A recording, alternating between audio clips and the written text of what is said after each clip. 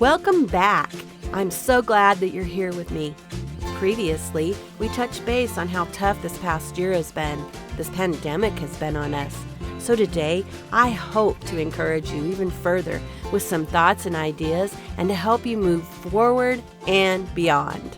Today, I want to share some of my experiences with you and also, as promised, my War Room creation. So I'm going to begin today by talking about how my past year has felt a lot like when I found myself stuck at the bottom of a well. In Orvieto, Italy, there's this place called St. Patrick's Well. It took 10 years for them to build it. They built it between 1527 and 1537. The central well shaft with two spiral ramps in a double helix, accessed by two doors, it allowed the mules to carry and empty and then fill water vessels separately in a downward and upward directions without any obstruction. So the cylindrical well is 174.4 feet deep with a base diameter of 43 feet. There are 248 steps and 70 windows which provide illumination in the center, encasing the staircase.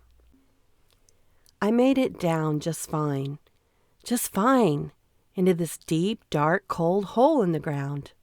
But then, when it was time to climb out, those steps, they really seemed wet.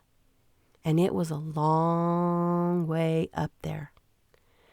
I climbed down into this well with my two guys, my husband and our son.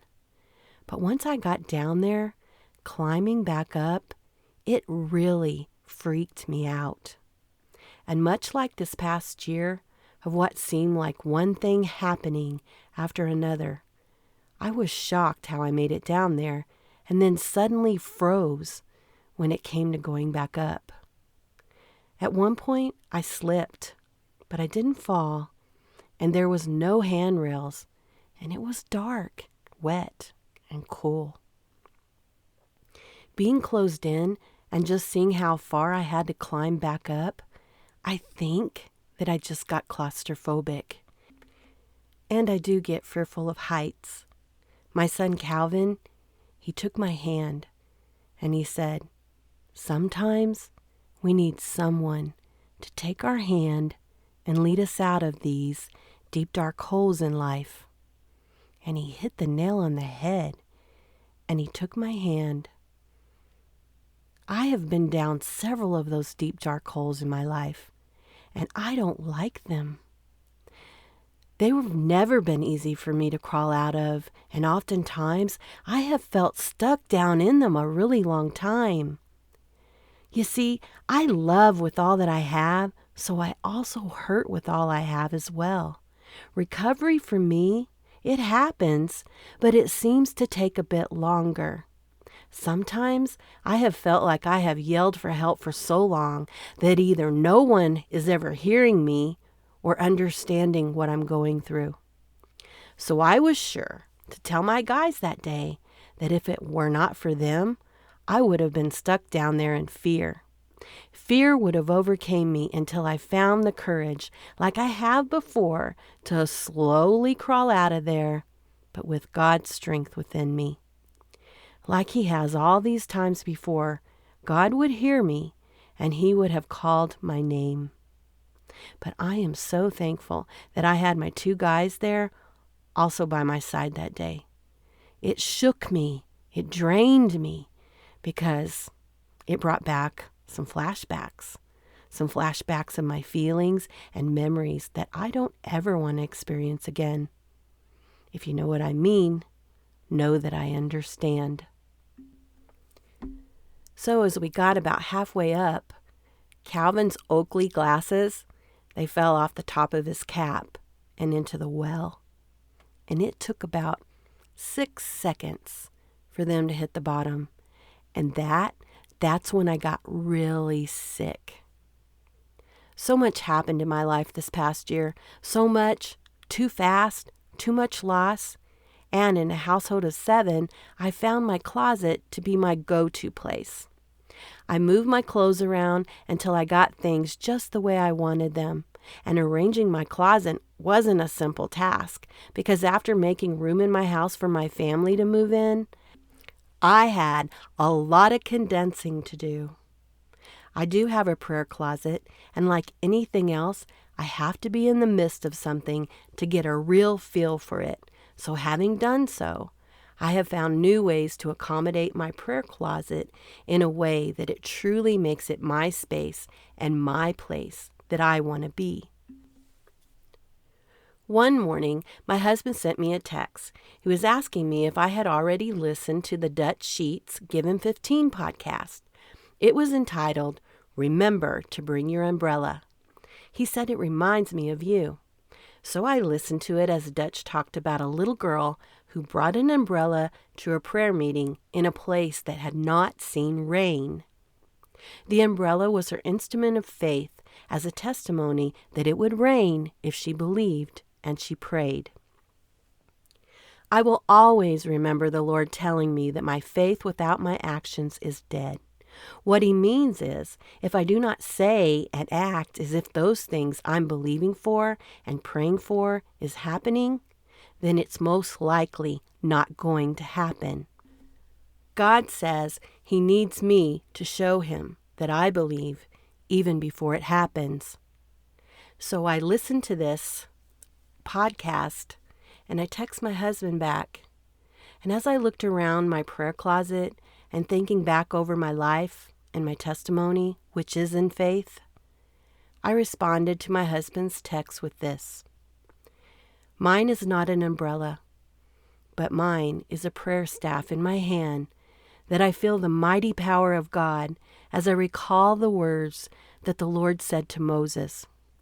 Moses, hold up your staff, and the Red Sea parted. I got my prayer staff from one of your many walking sticks that you find on your walks. This one you sanded, and you made it just perfect for what I needed. Another instrument of faith that I have is the tambourine, in which the sound I make with it, I had first heard that it hit Satan right on top of the head, so I had to have one. Mine is my shofar, when the sound of my battle cry is heard in the heavenlies.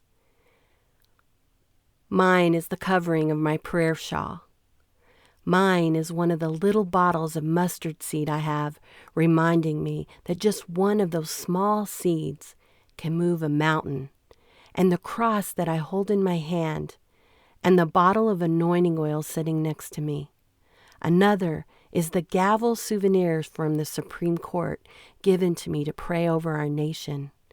The Wonder Woman figurine that my daughter gave me, reminding me that I can do anything and that she too believes in me. The cross necklace that my sweet Gabriel gave me, it's all pinned and printed and written. All these declarations, decrees, prayers, and promises pinned on the walls of my prayer closet. Mine are the strands of hair of each one of my children that I have saved and prayed over and placed in our family Bible. There are so many reminders that I surround myself in to remind me of what my faith is believing for. I went on to say, but love, it all began as a little girl looking out my window each night, looking up at the stars and asking God to send me you. It was that framed marriage license on our bedroom wall and that Bible that I laid on your pillow each night after we had separated. It was after being so mad and hurt that I decided that I had to make room in our dresser and in our closet for your clothes to come back to. It was what looked like a bad situation in your job, which suddenly turned my mind into an opportunity to go to Texas and to look for a new life. And here we are, 32 years later. Faith is my testimony, but it's also at times my biggest struggle.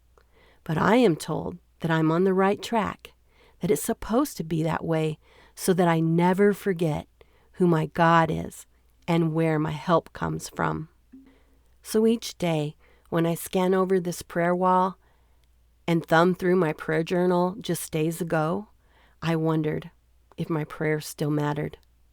I know we do not always know how or when many of them get answered, but today was a gift. Today I was blessed with a major answer to some of the prayers that I've been praying over some people. I had been praying for them and I had lost touch with them, but I still wondered and I still prayed. And even though I continued to not know any updates from them, I continued to pray, and today I received some beautiful news. It was such a rewarding and exciting feeling to me that encouraged me not to give up on waging the war in prayer. I encourage you to keep going to God. Keep asking Him. And in His perfect timing, not ours, He will answer. Remember, it is not always the circumstances that you see. God is working in areas that you cannot see, and He will complete His task in His time of it all. In my prayer room, I put a power surger so I can plug up my little lamp, my heater, or my fan. All my things, such as my phone, my laptop, so that I can listen to prayer-soaking music, it's there. I move my shoes off of some of the shelves to taller ones so that I can put my Bible, my books, my prayer journals, my notebooks, and a box of pens, markers, index cards, tape, push pins. I like to use various colors of markers to write my prayers with. It is a great recording studio with the carpet on the floor and even the clothes hanging on the wall. And a small space just makes the sound so perfect for podcasting and even YouTube videos. My sweet friends and family, they always question where I am when I send them a video because I buy these fun photo backgrounds to put on one of the walls, and they can't even believe that I'm in my closet. But most importantly, it's my go-to place. It is my war room where I go to fight my battles. First and foremost, I come here to talk to God, to listen and to think. God cares about my heart. He cares about what I want as well. God began to turn this troubling time of my life into utter beauty, the way that only God can do. Joy is who God is, and I want that joy in my heart. I cried out in laminate prayers. Laminate is a tool that God's people use to navigate their pain and their suffering. Laminate is a vital prayer for the people of God because it enables them to petition God to help deliver them from distress, suffering, and pain. Laminate prayer is designed to persuade God to act on the sufferer's behalf. He does care about us. He cares about our pain and our suffering. He cares about what we want too. So pray. So, mighty warrior, suit up and put on your armor of God, and be aware that for war room strategies, it's vital to know who your enemy is when you're going to war. It is important to have a prayer strategy, a plan, a prayer plan.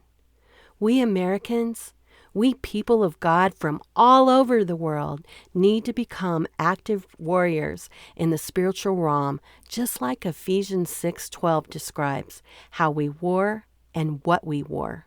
It says, "For we are not fighting against flesh and blood enemies, but against evil rulers and authorities of the unseen world, against mighty powers in the dark world, and against evil spirits in heavenly places." There are also those enemies of our mind, our thoughts, and our words that battle us. For these same strategies, it applies there as well. There are more of us godly believers than you think, and we must go the extra mile, and together our impact is stronger than any possible force coming against us. Matthew 6:6 says, "When you pray, go into your room and shut the door, and pray to your Father who is in secret, and your Father who sees in secret will reward you." Isaiah 26:20 says, "Come, my people, enter your chambers and shut your doors behind you Hide yourselves for a little while until the fury has passed by. I love watching the movie War Room, and if you haven't seen it, or even if you have watched it, watch it again. I watch it from time to time simply to remind me of what I need to do, and also to encourage my faith. Those who made this movie, they also have very good books and studies related to this topic. I will post an updated version of my prayer closet, maybe even my garden, on YouTube, since I found the way that works best for me. If you do not have a closet to create your war room in, you can find any place that you may like. A corner in a room, a nook, or a porch. Create a way to carry such things like as your journal, your Bible, your pens, your markers to take with you, or just to keep in a special place. It's all up to you. It's yours. I like going out to my garden. I once had chickens, which we created this coop, and it had its yard, and it was all fenced in, even on the top as well. So with the chickens gone, I decided to turn this area into a garden, into like a greenhouse. In the wintertime, when it starts to get cold, I'm just going to put plastic up over it, and I'm going to continue to grow my garden.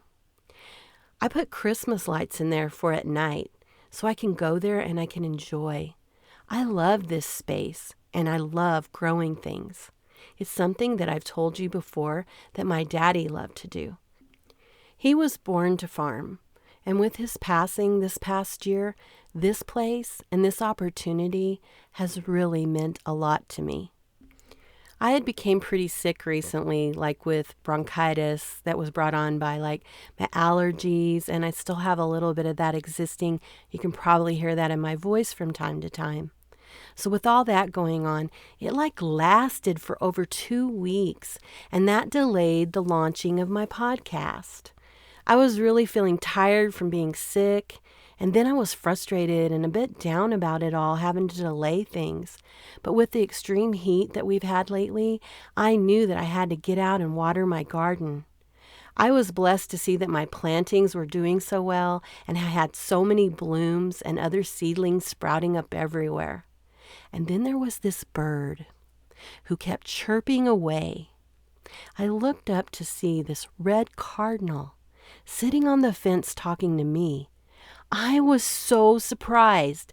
I mean, only once ever have I seen a red cardinal here where I live, where I have lived for like 17 years. And I had heard several sayings. There are several sayings that when you have a loved one that has passed away, that they visit you as a cardinal. And they're rarely seen here, as I said. My dad, he believed in me. And when I was kind of down and out, he was the one I would talk to because I knew he would give me that pep talk. He believed that I could do anything. And this year, it's been the toughest one of my life. And then I don't have my cheerleader anymore, here to call and to talk to listen to him encourage me like he has. But God knew this. God knew this, guys. And he sent me a cardinal to my garden of all places, to my garden, my place, my healing place, one of them, and the place that I'm always reminded of my dad. What a blessing. What a blessing. What an encouragement.